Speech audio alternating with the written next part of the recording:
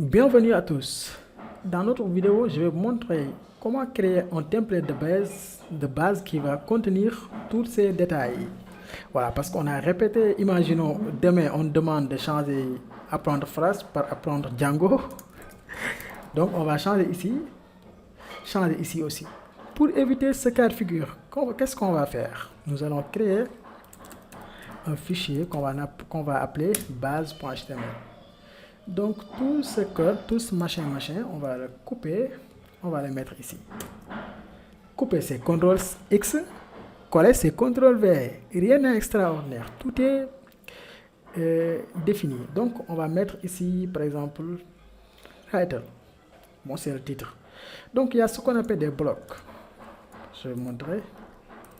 C'est des tags spéciaux à par exemple Jinja template. Il y a aussi le système de template de Django aussi. Donc if, c'est pour tester une condition. If title, si on a le titre, affichez-nous le titre, sinon affichez apprendre Django. Else. Donc n'oubliez pas de fermer la condition, sinon il y aura une autre exception qui va afficher and if. Ok. Donc if title. Ça nous permet par exemple de prendre une variable, de l'afficher ici. Donc ça, au lieu de ça, je vais par exemple faire div.container, comme vous le voyez.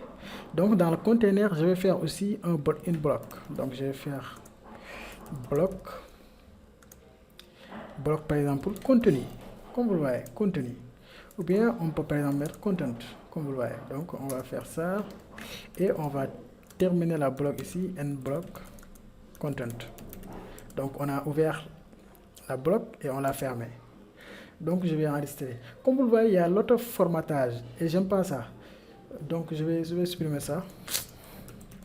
Il y a format on save.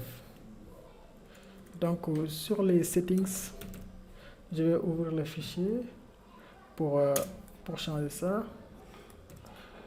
Parce que ça, j'aime pas du tout. Auto format on save, c'est ça. Je vais mettre false. Ok.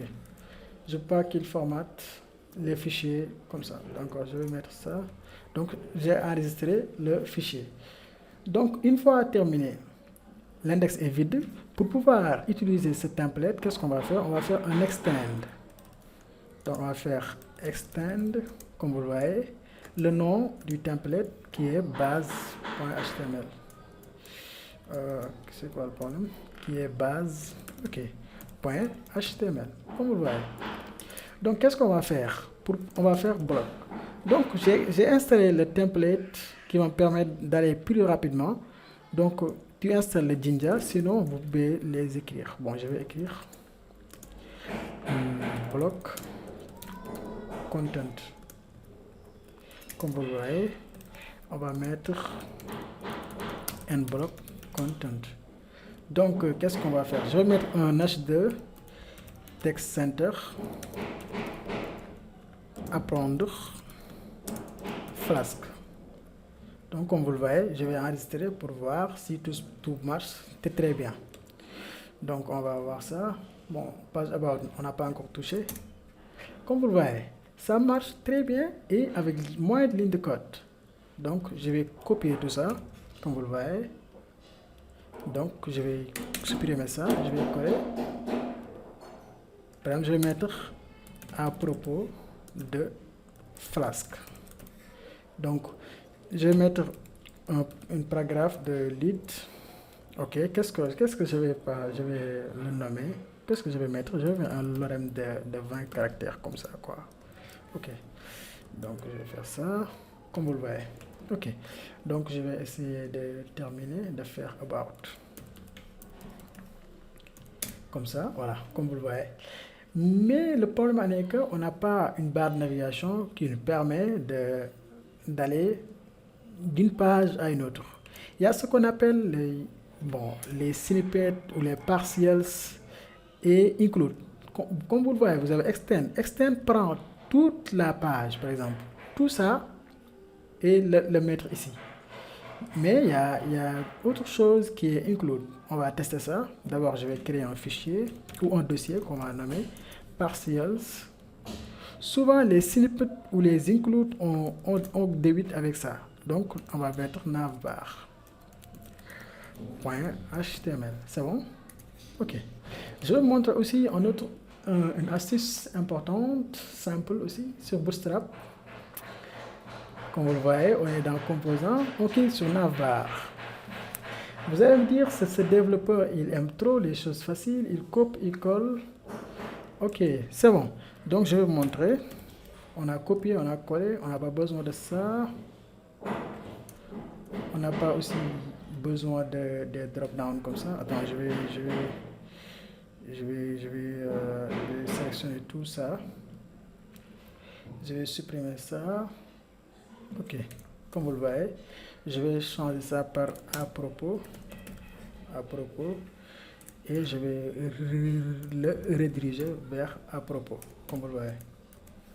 Ok, donc ici je vais mettre par exemple accueil. Ici je vais mettre apprendre Flask. Donc bon, la page d'accueil c'est ça. La page d'accueil c'est ça. Donc pour pouvoir utiliser ce composant, nous allons venir ici.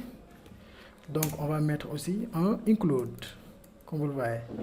Include, c'est quelque chose comme ça, comme vous le voyez. Donc je vais l'écrire. Mettre include partials, le nom, et navbar.html, comme vous le voyez. Enregistrer. Une fois enregistré, nous allons revenir sur notre application.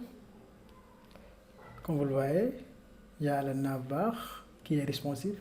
Mais je ne vais pas, par exemple, faire ça. Je vais faire quelque chose comme ça, parce qu'il y a, pour avoir tout sur le même écran. Donc, je vais diminuer un peu mon écran de code ici. Attends. Ok. Je pense que c'est mieux comme ça. Donc, je diminue un peu l'éditeur. Donc, ça, c'est bon. Attends, je fais 150%. Voilà, 150%, c'est bon. Donc, on a les deux fenêtres. Voilà, ok. Donc, je vais mettre la barre de navigation sur un conteneur. Bon, je vais faire quelque chose comme ça. Je vais mettre par exemple un div point container, comme ça. Ok. Donc, je clique sur ici. Je réactualise. C'est bon. Tout marche très bien. On peut aller. Ok. Donc, je pense que vous avez compris comment intégrer Bootstrap sur le projet et l'intégration s'est bien passée. Dans la prochaine vidéo, nous allons voir comment, par exemple, ajouter notre propre fichier statique.